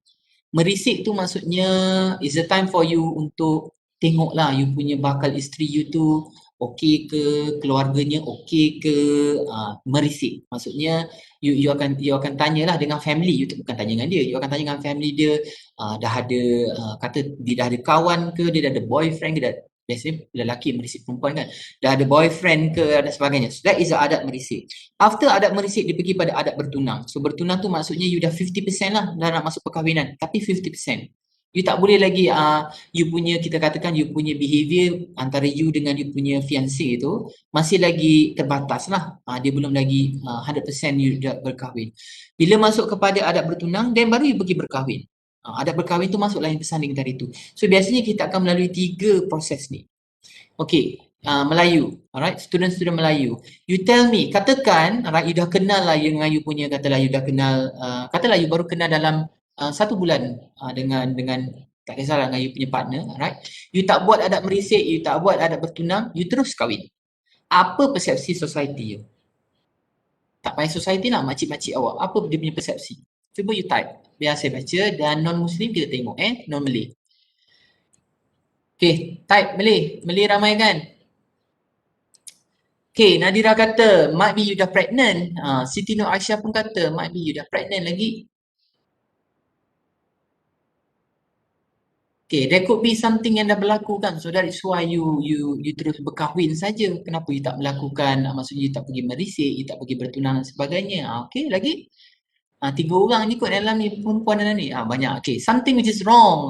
Huzaimah kata something which is wrong. Mungkin ada benda yang tak betul lah. Okay, something you akan kata something happen. Okay, Itkan kata people start to gossiping. Okay, Syarul pula kata mungkin ini tak sabar-sabar sangat nak kahwin kan. Kenapa you tak nak go through all this process? Kalau Izzatu pula kata you are not following the adat. Okay, so contoh-contoh yang kawan-kawan awak beri ni, itu adalah contoh di mana macam mana society tu akan menerima awak sekiranya awak tidak menggunakan adat tersebut. Sebab tu kalau you tak buat, you tak dapatlah keharmonian tu. Orang akan like Itkan kata, orang akan bercakap-cakap, people will keep on gossiping about you. Macam yang Nur Ain kata, mungkin mereka akan kata, there's something wrong ni, kenapa dia nak kahwin cepat sangat ni, there's something wrong, they could be pregnant ke apa dan sebagainya. Itulah sadar-sedari dia punya fungsi-fungsi adat. Okay, right? So benda ni sebenarnya dia lebih kepada the acceptance from the society. Okay, Alpha kata nanti akan ada fitnah lah. Definitely lah. Bila you tak melalui proses tersebut, people start to gossip you, people start to say something bad about you. Benda tu tidak tu. Okay, cumanya di dalam konsep masyarakat Melayu, dia tak ada konsep you duduk dulu bersama-sama sebelum berkahwin. Itu tak ada konsep, tak wujud. Sepatutnya tidak wujud. Tak boleh. Lelaki tak boleh duduk sama-sama dengan perempuan yang belum berkahwin. Tak boleh. Tapi kalau duduk dalam satu hostel, itu lain cerita lah. Kadang-kadang hostel kan, especially kalau you pergi dekat private punya college kan, kadang-kadang dia separate according to rumah saja. Itu lain cerita lah. Tapi dalam rumah tersebut, tak boleh ada lelaki dan perempuan yang tidak berkahwin. Right? Bukan adik-beradik, bukan keluarga, duduk sama-sama. It is not allowed. This thing has become a trend now. Dia sewa bilik. Ya, kata dalam rumah ada 5 bilik kan. Satu bilik tu ada perempuan, satu bilik tu ada lelaki. Dalam konsep Islam dan juga konsep Melayu kita, benda tu tidak boleh sama sekali. Walaupun you kata, kita separate dari segi bilik. Tak boleh sebab you dah consider dalam satu rumah. Tak boleh. Tapi katakanlah kalau you menyewa bilik, bilik tu memang akses ruang public and after that masuk bilik awak. Then masuk bilik awak, that one should be okay. Kalau you tengok macam contoh, apa kita panggil? Macam konsep-konsep asrama lah. Kalau dalam you hostel, itu different lah. That would be a different thing. Tapi kalau dalam hostel you, dalam bilik you, ada jantina yang berbeza dan mereka bukan keluarga, konsep tu sangat tidak boleh diguna pakai. So non-Muslim, kalau you ada lah come across benda ni, you bagi tahu je. You tak boleh lah duduk sama-sama. You have to mention it.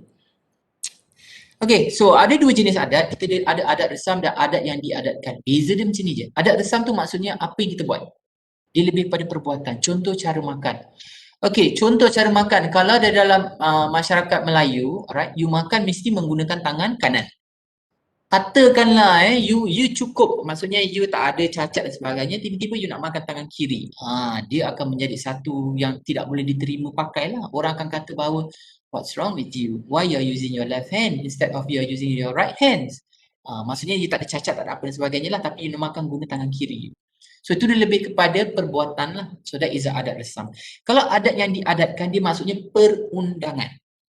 Okay, dalam Melayu, dalam tamadun Melayu ni kita ada 2 bentuk perundangan. Kita ada adat pepatih, kita ada adat ketemenggung. Saya rasa you pernah dengar kot, you belajar masa form 5 ke ataupun siapa yang ambil STPM ke, you pernah dengar kot konsep ni. Adat pepatih basically dia lebih kepada wanita lah, dia lebih kepada kalau berlakunya katalah pembahagian harta dan sebagainya, dia lebih kepada wanita. Tapi kalau adat ketemenggung ni dia lebih kepada syariah sikit. Dia lebih kepada lelaki, erat dan sebagainya. So itu apa yang saya nak bezakan bahawa adat resam dia adalah kelakuan. Adat yang diadatkan dia adalah perundangan. Kalau contoh yang lama saya boleh bagi macam di Melaka dulu kan, di zaman Kesultanan Melayu Melaka mereka ada hukum kanun Melaka. Hukum kanun Melaka tu adalah contoh adat yang diadatkan.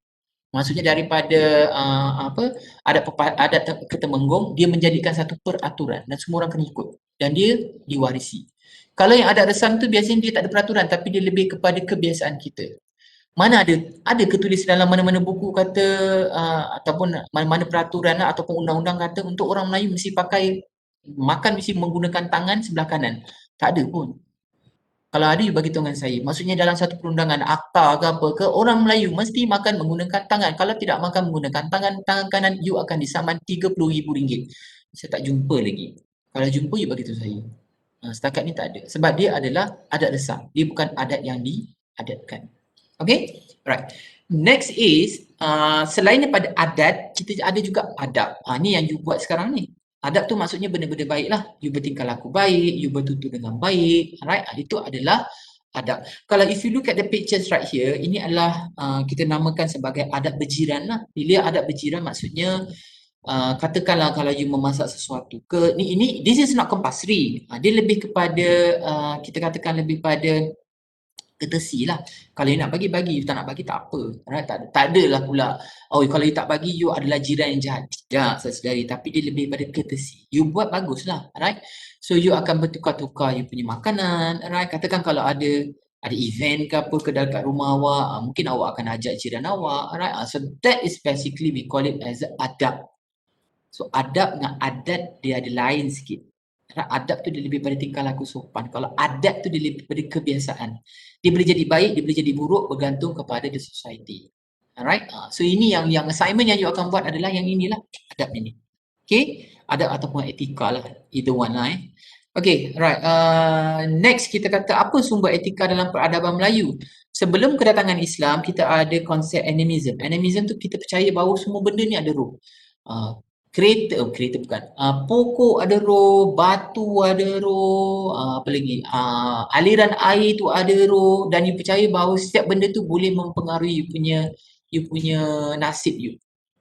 Lebih kurang macam itulah. Itu sebelum kedatangan Islam. And after that datanglah pengaruh Hindu dan juga Buddha. Dan kita percaya pada masa tersebut, orang-orang tersebut percaya bahawa konsep dewa-dewa. Maksudnya, dewa-dewa tu kita katakan lebih kurang macam dia dapat sub power lah daripada God lah. Alright? Dan dia boleh mempengaruhi manusia. Itu konsep di dalam Hindu Buddha. Alright? Dan pada ketika tersebut, raja-raja tu dianggap sebagai dewa lah. Dia dianggap sebagai jelmaan dewa sebab dia ada power yang besar. Dia ni paling tinggi lah dalam struktur sosial, dia adalah berada paling tinggi sekali. Itu konsep dalam Hindu Buddha. Tapi Hindu Buddha ini dalam masyarakat Melayu lain dah tak ada dah memang tak diamalkan lah. Kita masuk kepada konsep Islam lah. Cuma kepada penganut agama Hindu dan penganut agama Buddha, yes, saya percaya konsep ini masih lagi diguna pakai. Cumanya kita duduk dalam Malaysia ni, kita janganlah menidakkan kepercayaan orang lain. Maksudnya for Malay atau for Muslim, kita janganlah menidakkan apa yang mereka percaya. Maksudnya kita hormati je lah. Alright? Kita hormati mereka kerana itu kepercayaan mereka, dan saya yakin mereka juga menghormati kita kerana itu adalah kepercayaan kita. Kita kena saling hormat menghormati lah. So that's the thing. Contoh saya bagi, it's very simple one kan. Especially kalau macam masa hari Jumaat. Kalau sembahyang Jumaat, saya rasa non-Muslim semua tahu. Kalau rumah you berdekatan dengan masjid, memang time tu akan jadi sesak sedikit. Betul tak? Yalah, people akan parking kereta dan sebagainya. Cumanya, kalau tengok dekat sini, saya suka melihat pada konsep begini. Kalau mereka boleh menerima setiap hari Jumaat akan berlakunya congested lah, akan ada jam dan sebagainya. Why not yang Muslim ni, you parking lah elok-elok. You janganlah parking depan rumah dia ke, ataupun you parking betul-betul kat tengah sampai orang tak boleh jalan ke. You carilah kawasan yang lapang, right? Yang mana yang tak mengganggu, right? You jangan parking depan rumah dia. Sebab nak tunggu you keluar pada masjid tu pun mengambil masa juga. Takkan dia nak horn, nanti dia horn you kata tak hormat pula. So kita kena sama saling menghormati. Kalau dia boleh hormat kita, kita pun hormatlah dia. Ini memang banyak sangat berlaku. Even nowadays, kadang-kadang saya pun hairan kenapa orang-orang lelaki Muslim bila you nak pergi sembahyang, right, nanti you akan parking suka hati je. Yang saya tak faham kenapa you nak parking depan rumah orang yang you tahu dalam tu ada orang. Janganlah parking dekat situ, saudari. You parkinglah jauh sikit, right? Supaya tidak mengganggu. Dia nak menerima orang bukan non-Muslim menerima kita, tu pun saya rasa is sign of a respect. Kita respect lah juga dia, sama-sama lah. Alright? Sama juga kalau orang Cina yang mana katalah kawasan you katakan ada perumahan dekat situ, ada tokong you, ada you punya tokong dan ada orang-orang Muslim duduk dekat situ. You do the same thing jugalah. Kalau you ada upacara-upacara keagamaan, you janganlah block pada kawasan-kawasan orang Muslim tu. Alright, tak kisah you nak, katalah you nak melakukan sesuatu sembahyang ke, perayaan ke dan sebagainya ke, kita kena respect each other lah. So that is the thing yang saya rasa lacking lah sekarang ni. Dia dah kurang kepada common sense tu masing-masing dan makin lama makin kurang. Saya tak tahu kenapa masing-masing dia dah jadi macam selfish. Saya nak cepat lah, saya nak buat lah, saya nak buat ni, saya punya suka lah. Dia jadi macam tu. Which is not good lah pada saya. Tak baik. Alright? So kita kena ubah. Okay, right. Dalam selepas itu datangnya Islam. So Islam banyaklah mempengaruhi tamadun Melayu ni. Dia dah ubah. Tadi kita katakan dalam konsep Hindu Buddha, kita kata bahawa raja itu dia macam jelmaan dewa. Maksudnya dia punya tanggungjawab tu ataupun dia punya power tu tinggi. Tapi bila datang Islam, raja itu dah bukan lagi dewa, tapi dia lebih kepada pemimpin. Bila kita kata pemimpin, dia ada tanggungjawab. Maksudnya dia tak bolehlah mengabaikan tanggungjawab dia. Dan itulah yang kita guna pakai sehinggalah kepada hari ini. Itu yang menyebabkan Malaysia ini kita ni unik. Right? Kita ni ada konsep raja berperlembagaan. Okay? Dan masyarakat Melayu itu juga percaya dengan konsep tauhid tadi tu. Kita tahu kan, tauhid tadi kan saya dah cerita, kita ni tak nak buat jahat. Sebab kita tahu God are going to look us. Tak kisahlah benda tu dibuat secara jelas ataupun tidak jelas. Macam saya sedari tengah depan saya ni sekarang lah. Kalau you betul-betul mempunyai konsep tauhid, right? You tahu belajar itu adalah tanggungjawab, maka you akan duduk depan PC you lah. Kalau you tahu you rasa bahawa alah pensyarah tak nampak pun, pensyarah bukan nak nampak saya punya kamera pun. Tak apalah, saya baring lah, saya pergi dapur lah, saya pergi makan lah. Biar je lah komputer tu kat depan tu. Tu you ada konsep dekat sini dah salah lah. So you bukan bersalah pada saya, tapi you bersalah pada diri you lah sebab you tidak jujur. Bila you tidak jujur, you dah buat perkara yang tidak baik. Nanti you akan dapat penalty. Itu apa penalty dia? You akan rasa tak tenang lah. Takutnya pensyarah dipanggil kejap lagi. Takutnya pensyarah ni macam-macam ni. So tak konsep. Itulah konsepnya. Okay, right. So kita percaya juga tadi, masih lagi dalam konsep Islam, right? Kita percaya bahawa Prophet Nabi Muhammad itu adalah the last prophet. Kita tak ada prophet lagi selepas daripada itu. Alright, kalau mana-mana yang claim mereka adalah prophet selepas Nabi Muhammad, itu adalah tidak benar lah. Dalam Islam, Prophet Nabi Muhammad that will be the last one. Okay, dan masih lagi mengambil konsep dalam Islam, iaitu kita menggunakan Al-Quran dan Al-Sunnah.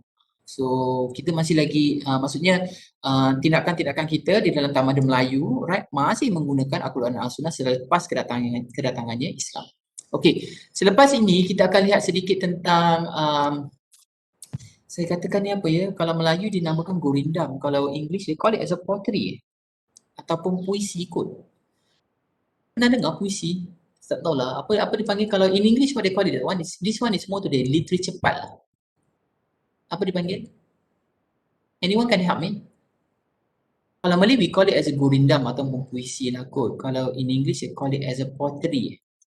Puisi lah, something like that lah. Macam tu lah, lebih kurang lah Okay, so let's look at this one kita cubalah tengok Dia nampak macam susah, dia sebenarnya dia lebih, kalau you ingat lah you belajar bahasa Melayu kan, you belajar bahasa Melayu ada bukanlah ada subjek, ada paper, apa benda saya lupa, dia akan belajar tentang sastra sikit, ni sastra sikit lah, okay. Tapi saya cuba try to make sense apa yang cuba ditulis, okay. Kita cuba tengok.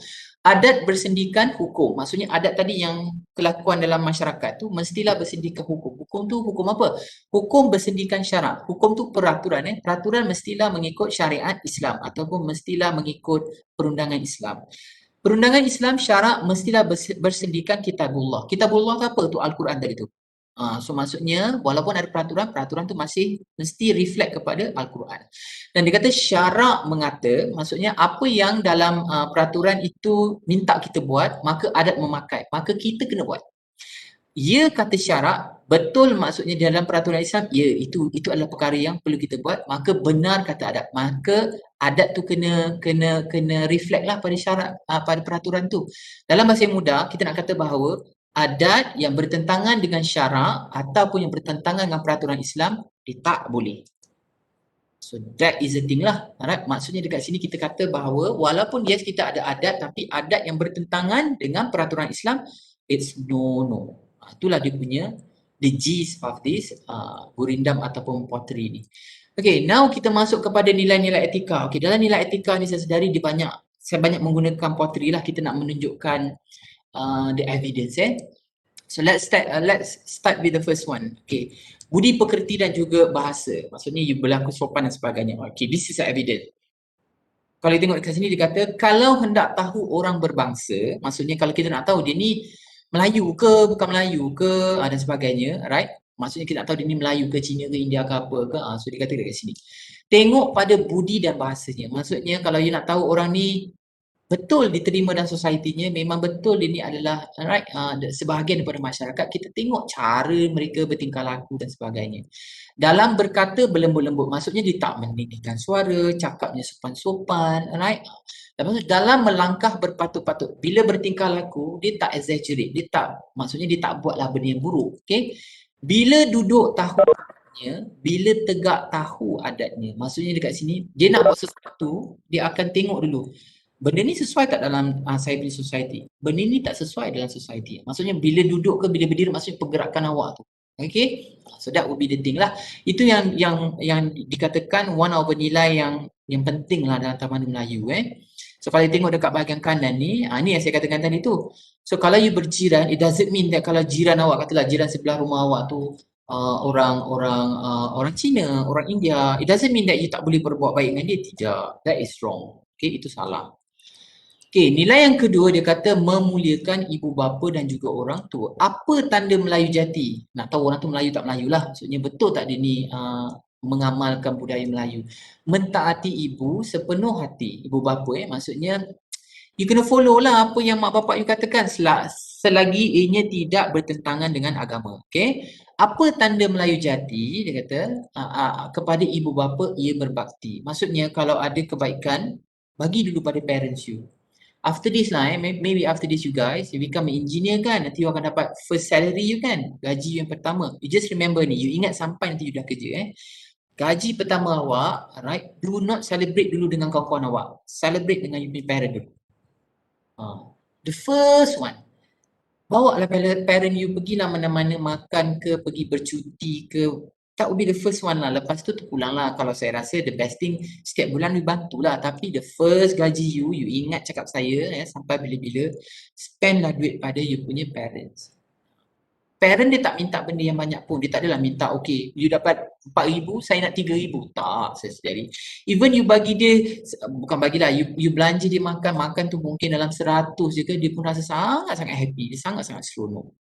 So that is basically, you nak dapat blessing lah. Alright, so tak kisahlah ni Melayu ke, Cina ke, India ke, Sabah, Sarawak ke. Please respect dan apa pun mesti your parents must be your priority. Jangan nanti katakanlah you masa dah the first time you bekerja, you dah ada you punya partner ataupun you dah ada you punya ni lah, girlfriend ke, boyfriend ke ataupun apa ke kan.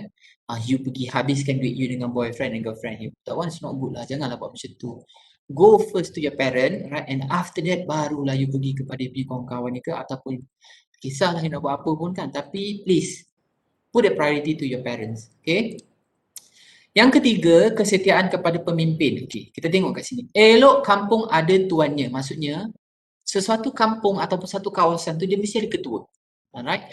Elok negeri ada rajanya. Maksud dalam setiap negeri akan ada sultan lah. Macam kita di Johor ke, kita di Perak ke, kita di Selangor ke, kita semua ada sultan kan. Kecuali negeri-negeri yang tak ada sultan tu dia ada yang dipertua lah ataupun yang dipertuan. Okay. And then adat hidup orang terhormat kepada pemimpinnya ia taat. Maksudnya kita mesti kita mesti kita mesti menghormatilah kita punya pemimpin, kita mesti mengikuti apa yang pemimpin sarankan. Cuma dia kata dekat sini, dia kata raja adil raja disembah, raja zalim raja disanggah. Dekat sini saya sedari dia mengambil konsep yang paling tinggi sekali lah. Sebenarnya raja tu juga boleh meliputi pemimpin-pemimpin yang ada lah. Kita punya prime minister ke, kita punya minister ke, ataupun dalam keluarga kita ke, ataupun dalam masyarakat kita ke. Kalau orang tu adil, maka kita follow lah. Kalau orang tu tidak adil, maka kita bolehlah memberikan pendapat supaya keadilan itu berada pada tempat yang betul. So raja dekat sini, it doesn't mean dia raja je lah. Sebenarnya raja tu maksudnya dia nak merujuk kepada pemimpin. kita ni pemimpin kepada diri kita, parent kita adalah pemimpin keluarga kita, mungkin dalam ada parent kita juga adalah society punya orang-orang yang penting ke, itu maknanya kita pemimpin dalam society kita. So itu adalah konsep pemimpin. Okay. Nilai yang keempat dia kata keadilan dan juga kebenaran. Okay. Let's look at this one. Apa tanda Melayu jati? Membela kebenaran, berani mati. Maksudnya berani kerana benar. Benda yang you buat betul, right, you memang tak salah, right, you kena fight. Sebab tu dia kata berani kerana benar. Berani pada yang hak. Maksudnya you tahu you punya hak apa. Cuma hak ini you kena lihat dalam konsep negara, kita ada undang-undang. Jadi you kena tahu hak kita ni sampai tahap mana kerana kita ada perundangan. Alright? Berani menegakkan keadilan. You kena berani menegakkan keadilan, berani menghapus arang di kening. Okey, ini apa maksud dia kan? Arang di kening tu maksudnya arang tahu tak arang? Cakul. Perempuan, saya yakin kalau perempuan, you akan cabutkan dia punya kening. Tak semualah. Cabut kening tu, lepas tu you akan lukis balik kening kan? Am I right? Saya pun tak faham kenapa you cabut, lepas tu you lukis balik. Mungkin you rasa macam tak cantik lah, betul? Sebab you nak nampak kening tu cantik. Ataupun some people nowadays, they are doing some permanent punya tattoo kan, dekat dia punya kening kan. You bayangkan kening awak buat macam kening Shinchan tu. You berani tak nak keluar rumah? Ataupun tak payah keluar rumah lah, you pergi mall. Dengan kening you tebal tu kan, right? Macam Shinchan punya kening tu, you berani tak nak keluar? Maksud saya, you ada tak rasa malu nak keluar ataupun rasa macam, okey, tak apa, cantik je kening saya macam ni. Perempuan lah, lelaki jarang kot cabut-cabut apa ni, lukis-lukis kening you. Kalau perempuan malu kan, you buat macam ni lah. Kalau you tak malu, you rasa macam, normal lah doktor, pakai kening-kening Shinchan ni, you buat macam ni. Okay, kebanyakan dia memang malu lah, betul tak? Macam, you weird sangat lah. Okay, maksud dekat sini sekarang, berani menghapus arang di kening maksudnya, benda yang memalukan awak tu disebabkan berlaku ketidakadilan. Jadi, you kena fight for it. So, itulah maksud dia, menghapuskan arang. Jangan memalukan diri sendirilah. Maksudnya, jangan membuat sesuatu yang tidak baik. Okay, dan berani mati memegang amanah. Walaupun lah orang kata, say for example orang nak bagi awak duit ke, orang nak rasuah awak ke, awak takkan ambil. So itu maksudnya berani mati memegang amanah. Dan dia kata berani mati membela maruah. Maruah diri awak lah. Maksudnya you punya kehormatan diri you. Tak kisahlah lelaki ke perempuan ke, you kena jagalah. Right? You jangan sampai orang kata bahawa you ni tak ada maruah, you tak bagus dan sebagainya. Dan yang terakhir dia kata berani mati di jalan Allah. Okey, kenapa pula ada jalan Allah ni? Sebab kita Tamadun Melayu ni dia banyak reflect dengan Islam tadi. Maksudnya kita buat kebaikan mengikut kepada saluran yang betul lah, yang diredai ataupun yang which is actually the right way lah, mengikut dalam ajaran agama Islam. Okay, next yang seterusnya adalah tentang maruah diri. Maksudnya ni dah lebih kepada diri kita pula. Okay, yang tadi tu banyakkan kepada orang lain, kepada family. Okay, now kita dah lihat kepada maruah serta harga diri. Lepas tu dia kata di sini adat hidup orang bertuah. Maksudnya orang ni sangat baguslah. Aib dan malu dijadikan amanah. Benda yang mengaibkan, benda yang memalukan, you jangan macam cerita ataupun you tak perlu pun nak beritahu pada orang lain. Jangan buat benda tu. Benda yang memalukan, benda yang boleh mendatangkan fitnah, you kena simpan betul-betul. Maksudnya you jangan sehingga orang menimbulkan fitnah. Aib dan malu dijadikan amanah. Alright, then dia kata membawa diri tiada menyalah. Maksudnya you pergi ke mana-mana sekalipun saudari, right? You bukan you are not the one who's actually attention seeker lah, lebih kurang macam tu. Sebab dia kata bila attention seeker, ada tendensi kadang-kadang kita buat benda tak elok. Bila nak jadi attention seeker kan nowadays nak dengan social media sekarang kan, benda lagi bodoh kau buat, lagi orang suka. Tapi sebenarnya kau telah menjatuhkan maruah dan harga diri kau. If you are not, I mean, believe it to me, right? If you are not trust me, right? You go to the social media, you tengok kadang-kadang orang yang nak dapat like ke follower ke, kadang-kadang benda-benda yang bodoh sangat dia buat, yang boleh memalukan diri dia. Dia jadi ke situlah. Lepas tu dia kata malu duduk menengah-nengah, maksudnya tak naklah menunjukkan diri dengan benda-benda yang tak elok ni, tak nak. Saya faham lah kan, kadang-kadang dalam social media you nak buat benda-benda yang you nak attract people lah kan, mungkin is a part of your marketing ke apa ke, tapi janganlah benda yang boleh menyebabkan awak nampak macam, you get what I mean, right? Dignity you macam rendah sangat. Kalau you perempuan, kalau you lelaki ke, kalau you Islam ke, you Cina ke, you India ke, you nampak you merendah-rendahkan diri you sangat. So jangan kot macam tu kot. Pada saya, that is not a best way lah kot. Sebab kita ni sebenarnya semua lah Islam ke bukan Islam ke, kita ni sebenarnya maruah kita ni tinggi lah. Kita sebenarnya ada harga diri yang sangat-sangat baik dan kita kena protect. Okay. Dan dia kata lagi, malu berdiri sombong dan pongah. Maksudnya dekat sini, kalau you tidak tahu kan, jangan you buat-buat tahu. Bila you buat-buat tahu, biasanya kadang-kadang dia akan menampakkan kebodohan. Kebiasaannya macam tu. Dia akan nampak you macam tak cerdik sangat. Dia akan nampak you macam tak apa-apa sangat. Right? Berbuat baik tiada gah. Maksudnya buatlah baik. Tak perlu nak bagi tahu pada semua orang. Tak perlulah nak hebahkan pada semua. Kecuali tujuan you adalah untuk ramai-ramai tolong. Itu lain cerita. Okay? Ini yang lebih macam nak menunjukkan diri. Okay? Bercakap dengan berlembut lidah. Maksudnya cakaplah sopan. Katakanlah ada argument pun, cuba tahan diri you. Bersabar. Tadi kita belajarkan sabar. Jangan sampai tinggikan suara, akhirnya mungkin menimbulkan pergaduhan secara fizikal. Itu maksudnya maruah dan juga harga diri. Okay, right. Yang seterusnya kita ada nilai muafakat dan tolong-menolong. Okay, saya ambil masa sikit lagi.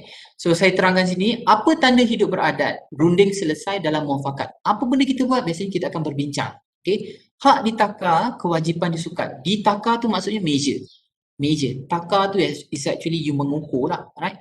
Hak ditakar, kewajipan disukat. Maksudnya apa hak you dalam perundangan dan apa yang you patut buat sebagai salah seorang komuniti ataupun salah seorang ahli masyarakat.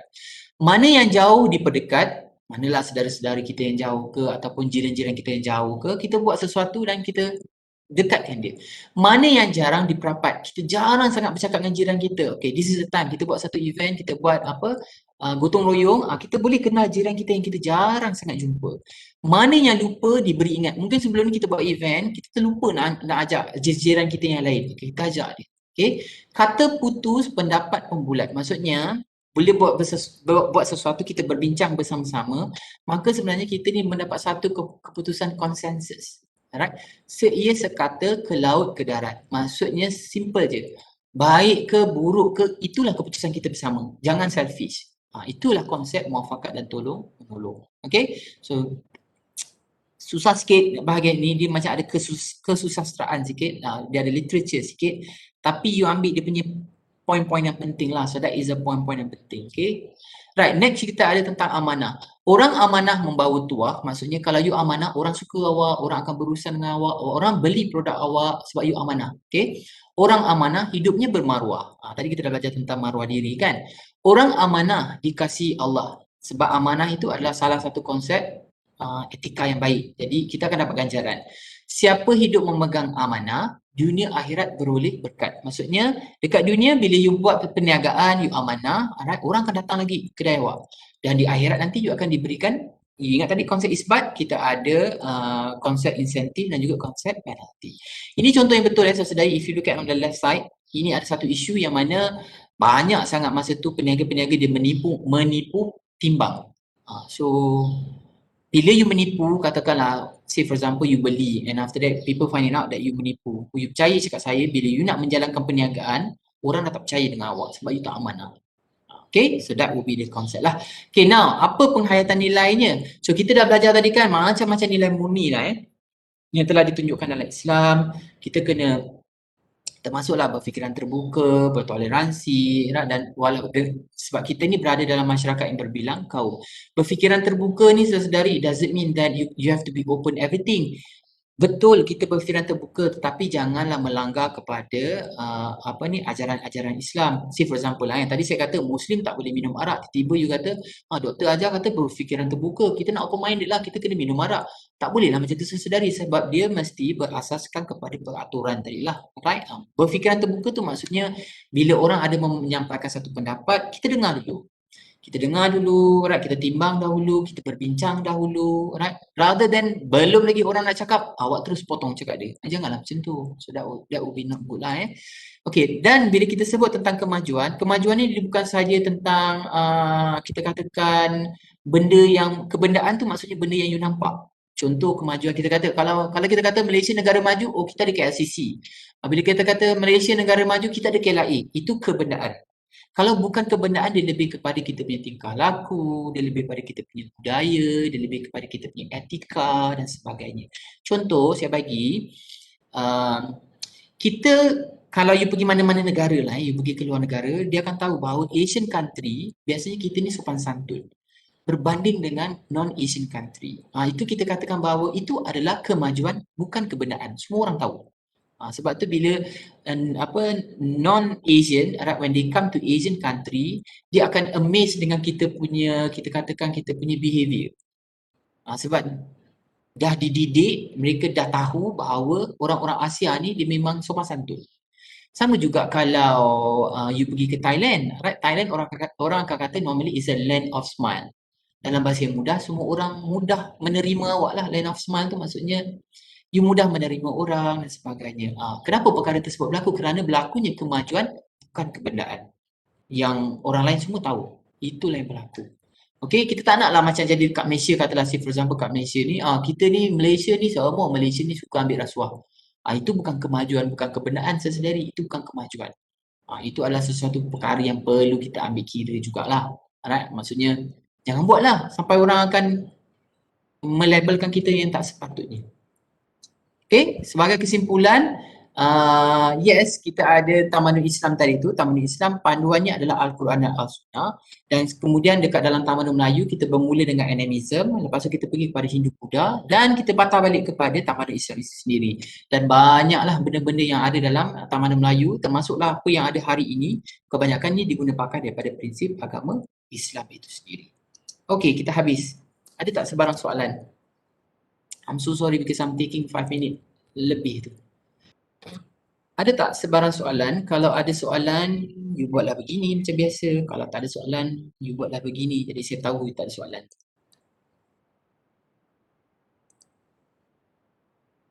Okay. Seems like macam tak ada soalan lah kot. Okay, so hopefully, okay. Okay, one thing. Before that, I have to explain it to you tentang you punya class activities. Sekejap saya buka you punya e-learning.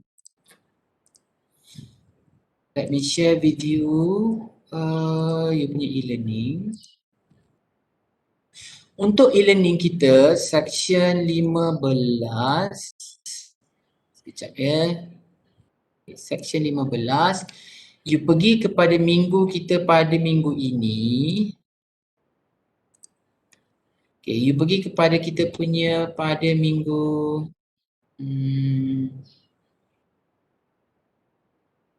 this one, okay. Oh, you tak nampak lagi. Sekejap saya betulkan setting sekejap. Hari ini adalah 7 hari bulan dan 14 lah. 15.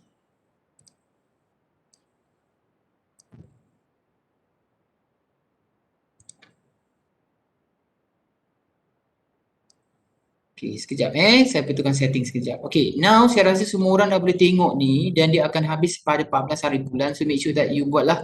So untuk aktiviti, kelas aktiviti saya memang akan lihat daripada apa yang you masukkan di dalam e-learning saja.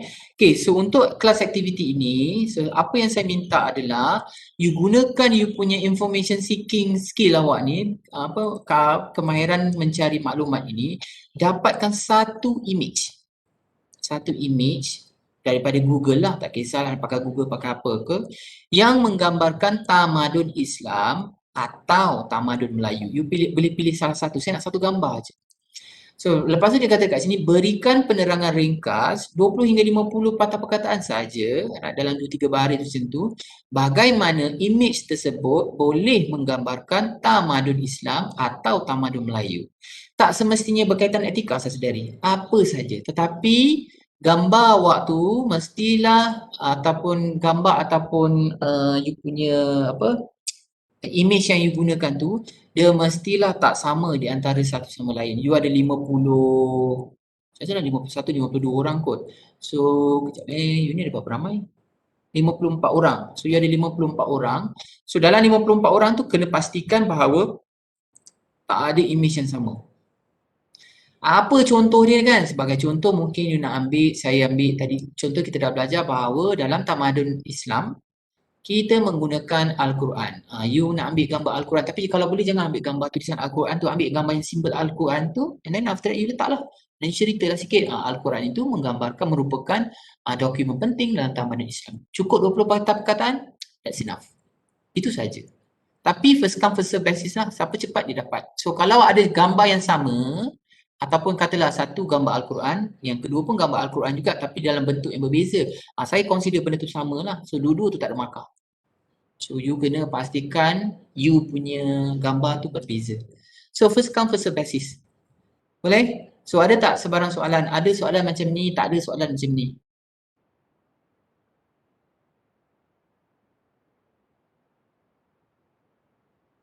Okay, so boleh buat lah kot Okay, so before we dismiss the class, saya buka sekali lagi, saya nak tengok siapa yang tak sempat ataupun lambat masuk kelas ni. Dan saya nak jumpa dua orang pelajar tadi tu, yang masuk lambat tadi tu.